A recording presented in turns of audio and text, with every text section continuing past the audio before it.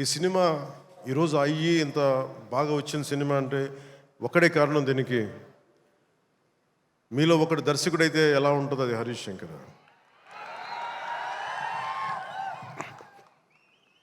అంటే తెలుగు అంటే హరీష్ గురించి చెప్పాలి అంటే తెలుగు చిత్ర పరిశ్రమకి ప్రాంతీయత, కులాలు ఇవే ఉండవు. ఈరోజు మన తెలంగాణ నేల నుంచి వచ్చినవాడు, కరీంనగర్ నుంచి వచ్చినాడు. అది సినిమాని మనకి దీనికి ఎల్లలు ఉండవు, హద్దులు ఉండవు. దీనికి ఆ సినిమానా ఈ సినిమానా అని ఏం కాదు. ఇది మన సినిమా, ఇది మన దేశపు సినిమా, మన నేల సినిమా, మన నేల నుంచి పుట్టిన దర్శకుడు. ఇలాంటి అద్భుతమైన దర్శకుడు నన్ను ఇలా చూడాలని చెప్పేసి ఊహించుకొని ఇలా కావాలని చెప్పి తపన పడి, నాకు హార్స్ రైడింగ్ నాకు రాదు. నాకు గబ్బర్ సింగ్ షూటింగ్ టైంలో నాకు తీసుకెళ్ళి మన గుజరాత్లో తీసుకెళ్ళి గుర్రం తీసుకొచ్చారు. దేనికన్నా నేను మామూలుగా నడిచి వస్తే ఈ విలన్స్ని కొట్టచ్చామనుకుంటే, లేదు గుర్రం మీద రావాలని అంటారు. నాకు అప్పుడు దాకా హార్స్ రైడింగ్ తెలియదు. నాకు గుర్రం పట్టుకొని నడవడం అలవాటు, కానీ హార్స్ రైడింగ్ తెలియదు. కానీ మనోడు అడిగాడు కదా, చేసేద్దామని చెప్పి గుర్రం మీద ఎక్కి దాని చెవిలో ఒకటే చెప్పాను, నన్ను జాగ్రత్తగా తీసుకెళ్ళి వదలు అని గుర్రంతో ఒక్కొక్క మాట చెప్పాను. అది మిరాక్యులస్గా నన్ను తీసుకెళ్ళింది. అంటే నన్ను ఎందుకు చెప్తున్నాను, ఇది మనిషి నన్ను ఎంత కోరుకున్నాడో నన్ను నుంచి చాలా ఆశిస్తాడు. నేను ఏదైనా నేర్చుకోవడానికి సంసిద్ధత ఉంటాను తప్ప అన్నీ ఒకటికి అన్ని అద్భుతాలు, అన్ని క్వాలిటీస్ ఎలా ఉంటాయి, అన్ని టాలెంట్స్ ఒక మనిషిలో ఉండవు కదా.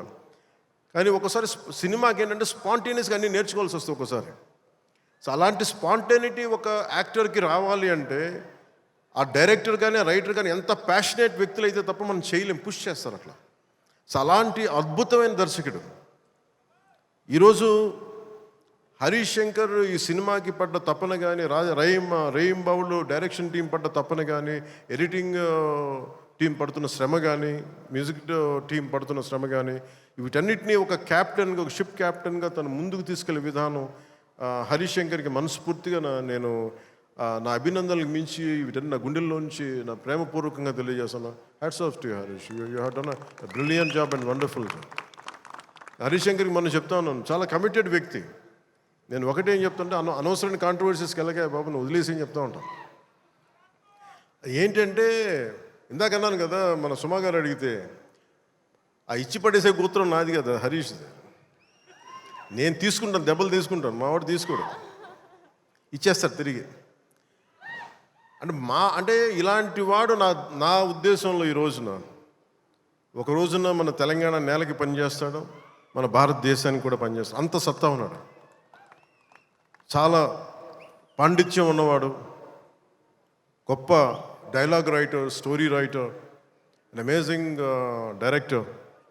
సో అలాంటి డైరెక్టర్ నన్ను ఊహించుకొని నేను చాలా చేయలేను, నాకు నేనుగా నేను ఊహించుకోలేను నేను నా గురించి.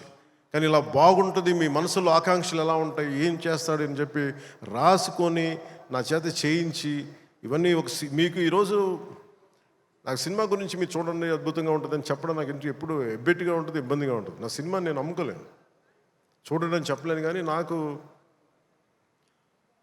సినిమా డబ్బింగ్ అప్పుడు చూస్తాను, లేదంటే నేను టెక్నికల్ ఆస్పెక్ట్స్ చూసేటప్పుడు ఉండేది. కానీ ఈ సినిమాను చూస్తున్నప్పుడు ఖచ్చితంగా గబ్బర్ సింగ్ తర్వాత అలాంటి విజయం సాధించాలనేది మీ అందరి ఆశయాలతో ఖచ్చితంగా అది గబ్బర్ సింగ్ అంత విజయం సాధిస్తానని చెప్పి నేను మనస్ఫూర్తిగా నేను కోరుకుంటున్నాను, అభిలాషిస్తున్నాను. కాదు ఇది నేను ఎక్కువ ఎందుకు చెప్పట్లేదంటే, ఫైనల్ వర్డిక్ట్ ఎప్పుడు ప్రజలదే, అభిమానులది, తెలుగు ప్రేక్షకులది. మీరు ఏం నిర్ణయిస్తారో ఇది మీ చేతిలో ఉంది. కానీ మా నుంచి తప్పు లేకుండా అయితే సినిమా చేశాం. ఒక యాక్టర్గా నేను కావచ్చు, టెక్నీషియన్స్గా కావచ్చు, హరీష్ శంకర్ స్క్రీన్ ప్లే కావచ్చు, నిర్మాతల తాలూకు ప్రొడక్షన్ వాల్యూస్ కావచ్చు, టెక్నికల్ ఎఫర్ట్స్ కావచ్చు, నాతో పాటు యాక్ట్ చేసిన నటీనటులు కావచ్చు, మేము మా జాబ్ చాలా బ్రిలియంట్గా చేసాం, బెస్ట్ ఎఫర్ట్స్ పెట్టాం ఇన్ గివెన్ సర్కమ్స్టాన్సెస్. ఇది గబ్బర్ సింగ్ అంత విజయం సాధించాలని మనస్ఫూర్తిగా నేను కోరుకుంటున్నాను. సినిమా కూడా చాలా ఎంగేజింగ్గా ఉంది, ఎంటర్టైనింగ్గా ఉంది అనిపించింది నాకు చూస్తూ ఉంటే. సో ఇది ఒక మాస్ ఎంటర్టైనర్ గాను, లేదంటే మీరు ఎలా చూస్తారు, నేను కూడా 19th ఉగాది రోజున మీరు ఎలాంటి తీర్పునిస్తారు, మీకు ఎలా నచ్చుతుంది నేను కూడా ఎదురు చూస్తూ ఉన్నాను. ఎక్కడో మారుమూల నేను పాలిటిక్స్లో ఉన్నాగా నేను ఎప్పుడు సినిమా నా నుంచి తీయలేరు. నా గుండెలో ఉండిపోయింది, నా నరనరాలు జీర్ణించుకుపోయింది. సినిమాని తీయలేరు. ఇందాక హరీష్ చెప్తున్నట్టుగా ఒక పాటలు కానీ సాహిత్యం కానీ వింటూ ఉంటాం. అలాగే ఒక మంచి సినిమా, ఒక మంచి కథ, మనం చాలా లోలో ఉన్నప్పుడు ఒక సినిమా చూడగానే, ఒక సన్నివేశం చూడగానే మళ్ళీ జీవితం మీద మళ్ళీ మనకు ఆశ వచ్చి ముందుకెళ్తాం. చాలాసార్లు ఎన్ని ఇబ్బందులున్నా ఓటములు తట్టుకుని ఒకసారి సినిమా అనేది మనకి అబ్రాడ్లాగా పార్కులు ఉండవు, మనకి చిన్న చిన్న ఇళ్ల మధ్యలో ఉంటాం, రోడ్ల మీద నడవడానికి సరైన పేవ్మెంట్స్ ఉండవు. అన్ని ఇబ్బందుల మధ్యలో కూడా భారతదేశంలో, ఎస్పెషల్లీ దక్షిణ భారతంలో సినిమా చాలా కీలకమైంది. సినిమా అనేది లేకపోతే ఎంత క్రైమ్ పెరిగిపోతే మనం ఊహించలేం. ఒకసారి బెంగళూరులో రాజ్ కుమార్ గారిని వీరప్పన్ ఆయన కిడ్నాప్ చేసినప్పుడు, this is observation by Karnataka police, సడన్గా స్పైక్ అయిందండి క్రైమ్. సినిమాలన్నీ 100 రోజులు పైన బంద్ చేసేటప్పటికి. మీరు సినిమాల్లో నిజంగా కొన్ని ఇబ్బందులు ఉంటాయి, ఒకసారి మరి ఎక్కువ మంది గుమిగూడవచ్చు, ఇవన్నీ ఉంటాయి. కానీ సినిమాని తెలుగు ప్రేక్షకుల నుంచి కానీ భారతదేశం నుంచి కానీ తీయలేం. Entertainment is the soul of this nation. అది మన సంస్కృతాలకు మూలాలు ఇవన్నీ. అందుకని ఈ సినిమాని తీసేయలేం మన జీవితాల్లో నుంచి. అలాగే నాకు ఎప్పుడు ఏ హీరో విజయం మీద నాకు ఎప్పుడు ఇన్సెక్యూరిటీ ఉండదు. అందరూ బాగుండాలని కోరుకుంటాను. సర్వే జనం సుఖినో భవంతంటే నేను ఒక్కడనే బాగుండాలి, మిగతా వాళ్ళు పోవాలి మనం కాదు, అందరూ బాగుండాలని కోరుకుంటాను. అలాగే నేను చాలా పర్యాలు చెప్తూ ఉంటాను. ఇప్పుడు ఉదాహరణకి నేను టుడే ఈ మన ఏపీ గవర్నమెంట్కి సంబంధించి టికెట్స్ ఇవన్నీ అడుగుతూ ఉంటే నేను అది ఒకటే అనుకుంటాను.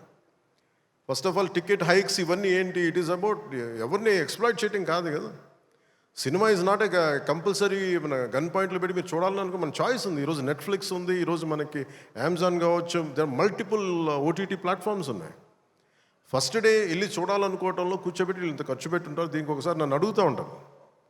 నా సినిమాలకి నేను ఇంకా తక్కువ రేట్లు ఇచ్చుకున్నాను, కానీ మిగతా హీరోల సినిమాలకి నేను ఎక్కువ రేట్లు ఇచ్చిన చెప్పి తెలియజేసాను. నా దగ్గరికి వస్తారు, అస్సలు నాకు సంబంధం లేదు. నేను ఏదైనా ఉంటే నేను ఒకటే అడుగుతాను. ఆంధ్రప్రదేశ్కి ఏదైనా సినిమాలు వచ్చి మిగతా హీరోలు నిర్మాతలు వచ్చినప్పుడు నేను ఒకటే అడుగుతాను, మీరెవ్వరూని దేహి అనకండి దయచేసి. మీరు దేహి అంటూ నాకు మీరు ఎంత కష్టపడి తీస్తారో నాకు తెలుసు. పైగా మీరు పెంచిన ప్రతి రూపాయిలో యు పే 18% జిఎస్టీకి వెళ్తుంది. వదిలేస్తే ఎవరో బ్లాక్లో టికెట్లు అమ్ముకొని మళ్ళీ అది క్యాష్గా వెళ్ళిపోద్ది.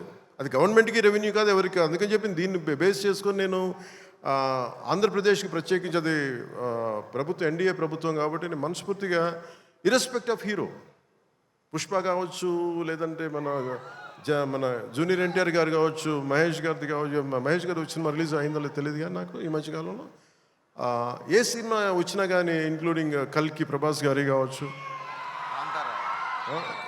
ఇంక్లూడింగ్ మన కాంతారా కూడా,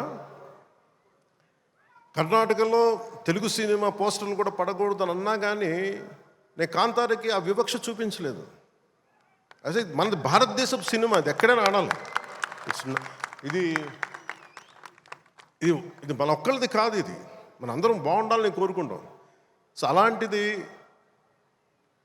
ఈ సినిమా, ఈ కలెక్షన్స్ ఇవన్నీ ఏంటంటే నాకు ఆ పిచ్చి లేదు. నాకు నా సినిమా పిచ్చి కలెక్షన్ ఏముంటుందని అన్నిటిని దాటి అలా ఏమి ఉండదు. ఏంటంటే సినిమా బాగుంటే ప్రేక్షకులే 10 సార్లు చూస్తారు, 100 సార్లు చూస్తారు.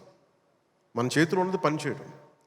సో తెలుగు సినిమా అనేది ఇర్రెస్పెక్టివ్ మనం ఈ ఫ్యాన్ వార్డ్స్ ఇవన్నీ చూస్తూ ఉంటాను. నాకు చాలా చాలా మీరందరూ ఏకాభిప్రాయం అంటే మీకు ఒక డెఫినెట్గా మన ఇంకొక హీరో మనకి ఇష్టం అది చూడాలి, కానీ అబ్యూజివ్గా ఉండిపోవటం, ఆన్లైన్ వార్డ్స్ అబ్యూజివ్గా అయిపోవటం, ఇది ఒక రైట్ వాతావరణం అనిపించదు నాకు. నేను పర్సనల్గా చెప్తాను కదా, మీ బీయింగ్ ఏ హీరో నేను చెప్తాను కదా, అందరి హీరోల అభిమానులు నేను చాలా గౌరవిస్తాను. ఎందుకంటే నాకు ఏ హీరోతో నాకు విభేదాలు లేవు. నాకు ఏ హీరో సాధించిన విజయం మీద నాకు చిన్నపట్ల ఇది కూడా ఉండదు. నాకు అందరూ బాగుండాలి, మనస్ఫూర్తిగా మీరు విజయం సాధించాలి. ఎందుకంటే నేను ఒక్కడిని అన్ని సినిమాలు చాలా ఈరోజు కాదు అనేక సందర్భాల్లో చెప్పాను. నేను చేస్తే మహా చేసే సంవత్సరానికి ఒక సినిమాను 2 సినిమాలు చేస్తాను, నిజంగా హీరోగా ఫుల్ ఫ్లెడ్జ్గా ఉన్నా కానీ. ఇప్పుడు ఆ పరిస్థితి కూడా లేదు. అలాంటిది ఇన్ని థియేటర్లు ఇంత ఇన్వెస్ట్మెంట్ రావాలి అంటే 100 సినిమాలు వస్తే తప్ప నిజంగా అక్కడ థియేటర్లను పోషింపలేదు. దాని తద్వారా ఉపాధి ఉంటుంది అందరికీ. అందుకని సినిమాలు బాగుండాలి, అందరూ చూడాలని కోరుకుంటాను తప్ప దాంట్లో మన సినిమా కూడా ఆడాలని నేను కోరుకుంటాను. ఒక హీరోగా నా ఒక ధర్మం, నా ప్రొడ్యూసర్స్ బాగుండాలని కోరుకుంటాను. నా సినిమాకి నేను చాలా లో టైంలో ఉన్నప్పుడు భీమ్లా నాయక్ అనే సినిమాకి మీరు నిలబడిన విధానం నేను మర్చిపోలేను నా అభిమానులకి. ఒకసారి అనుకుంటా, నేను మీరు కనుక లేకపోతే పవన్ కళ్యాణ్ అనేవాడు లేడు.